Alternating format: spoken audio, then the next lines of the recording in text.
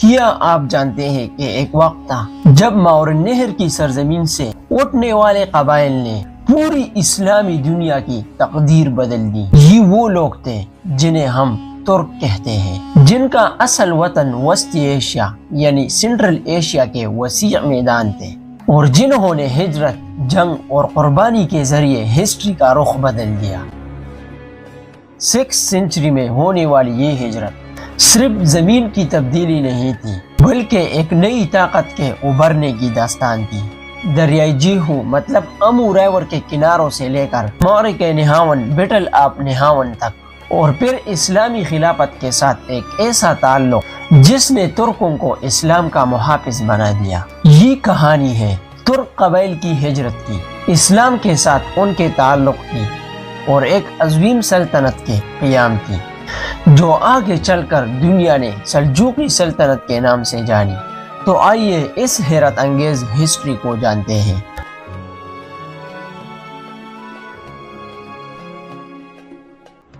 ماور نہر کا علاقہ، جسے آج ہم ترکستان کہتے ہیں، ایک بہت بڑا ریجن تھا۔ یہ ایسٹ میں منگولیا اور نارتھرن سائڈ پر چین کے پہاڑوں سے لے کر ویسٹ میں کیسپین سی تک، اور نارتھ میں سینٹرل ایشیا کے میدانوں سے ساؤتھ میں بری صغیر اور ایران تک پھیلا ہوا تھا۔ یہ علاقہ ترک قبائل کا اصل وطن تھا، جنہیں ترک یا اتراک کہا جاتا تھا۔ 6 سینچری کے آخر میں ان قبائل نے اپنا علاقہ چھوڑنا شروع کیا اور گروپس کی صورت میں ایشیا کوچک موجودہ ترکی کی طرف ہجرت کی۔ کچھ ہسٹورین کے مطابق اس مائگریشن کی کئی وجوہات تھی۔ کچھ کا خیال ہے کہ اس کی بڑی وجہ فائنینشیل پرابلمز تھی، جیسے قحط اور آبادی کا بڑھ جانا۔ ان حالات کی وجہ سے وہ مجبور ہوئے کہ اپنے وطن کو چھوڑ کر ایسے علاقوں میں جا بسیں جہاں زیادہ تر چراگاہیں ہوں اور زندگی بہتر ہو سکے۔ اور کچھ ہسٹورین کے مطابق ترک قبائل کی مائگریشن کی وجہ صرف معاشی نہیں بلکہ سیاسی بھی تھی۔ ان کا کہنا ہے کہ ترکوں کو کچھ بہت بڑے طاقتور قبائل کا سامنا تھا، خاص طور پر منگولوں کی دشمنی کا سامنا تھا، جو تعداد اور طاقت میں ان سے بہت زیادہ تھے۔ اس خطرے سے بچنے کے لیے ترک قبائل نے ترکستان چھوڑ دیا اور مغرب ویسٹ کی طرف ہجرت کی، تاکہ وہ کسی محفوظ جگہ پر سکون سے رہ سکے۔ یہ رائے ڈاکٹر عبداللطیف عبداللہ بن وحیش کی ہے۔ ہجرت کے بعد یہ قبائل دریائے جیہو، امو ریور کے قریب آ کر آباد ہوئے۔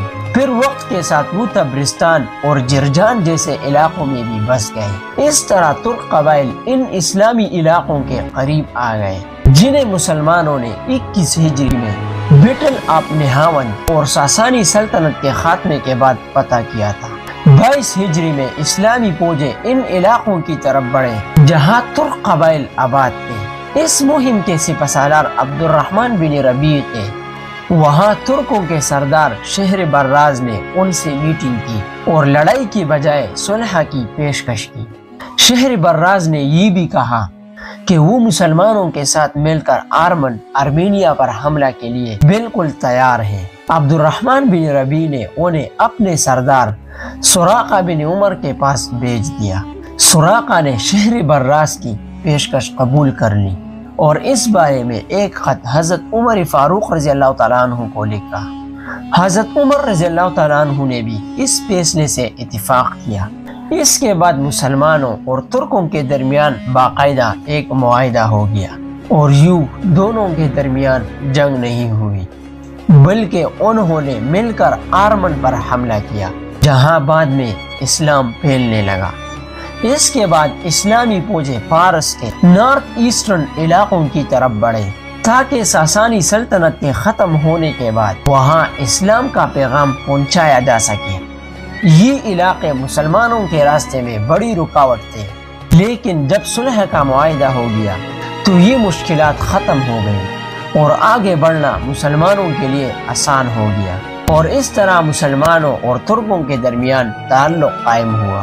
ترک اسلامی تعلیمات سے بہت متاثر ہوئے اور انہوں نے اسلام قبول کیا اور دین کی خدمت اور پلاؤ کے لیے مجاہدین کے ساتھ شامل ہو گئے۔